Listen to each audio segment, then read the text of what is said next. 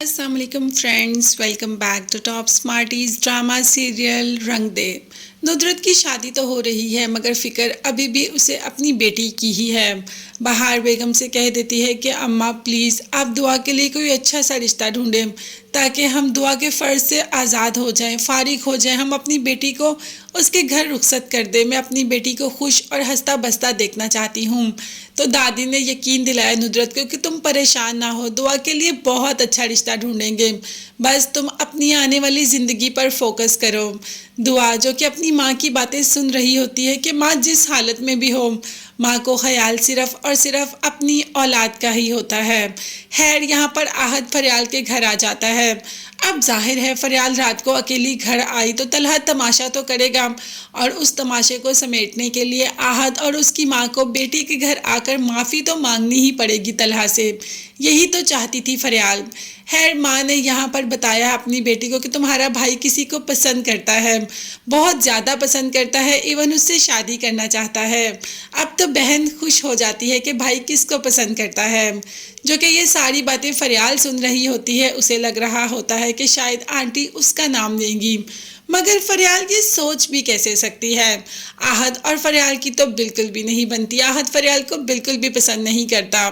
خیر آہد کو تو جانا تھا دعا کی ماں کی شادی میں، اور طلحہ کو آفس سے آنے کے لیے ابھی لیٹ تھی اور اسی لیے وہ انتظار نہیں کر سکتا تھا۔ وہ جا ہی رہا تھا کہ فریال نے آواز دی کہ تم کہاں جا رہے ہو، بھائی تو ابھی تک آئے نہیں، جس پر آہد نے کہا کہ دعا کی مدر کی شادی ہے اور مجھے دعا کی کال آئی تو میرا جانا تو بنتا ہے۔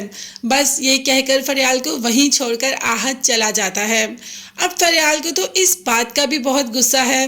خیر آہد کو تو دعا سے ملنا ہے اور دعا کو دیکھنا ہے، اسے فریال کی بالکل بھی پرواہ نہیں کہ فریال کیا سوچتی ہے، کیا کرتی ہے اور کیا کرے گی۔ ندرت تو دلہن کے لباس میں بہت زیادہ حسین لگ رہی ہوتی ہے، اور وہاں پر توقیر صاحب بھی دولہا بن کر آ چکے ہوتے ہیں، مگر ان کے ساتھ آذر نہیں ہوتے کیونکہ آذر کی بیوی اور آذر کا چچا جو آیا ہوا ہے، جس نے کہ آذر کو تو آنے ہی نہیں دیا۔ خیر انہیں یہ تو نہیں معلوم تھا کہ آذر ادھر آ رہا ہے، مگر آذر کی ہر میٹنگ کینسل ہو گئی اور یہاں پر ندرت کا نکاح توقیر کے ساتھ ہو گیا۔